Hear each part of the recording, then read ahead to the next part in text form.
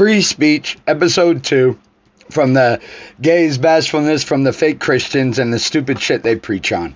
Alright, now God the Father's not so freaking dumb.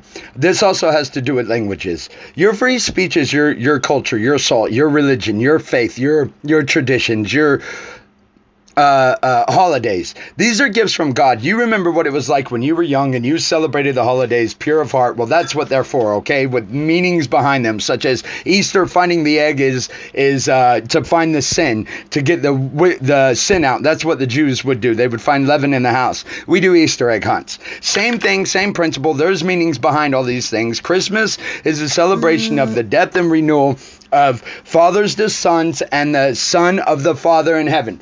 Now, moving on with the free speech.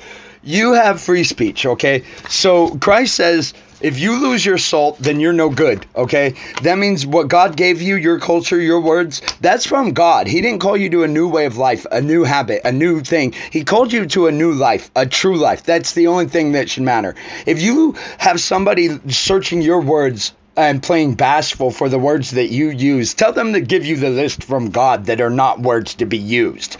Because your point of speaking is to be truth. And they're only playing bashful little affectionate girlfriends so that they can exclude you or put a bit in your mouth. As James talks about, as the other apostles talk about. They tell you that if you put a bit in their mouth, you can control every way they go.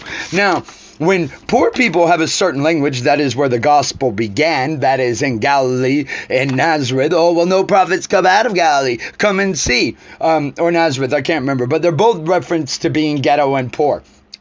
Which is the poor man's language, okay? So that's one of the reasons that they don't like Christ. They hated the way that he spoke naturally and true. He hung out with anybody and everybody because that was his whole nation if you were in his nation.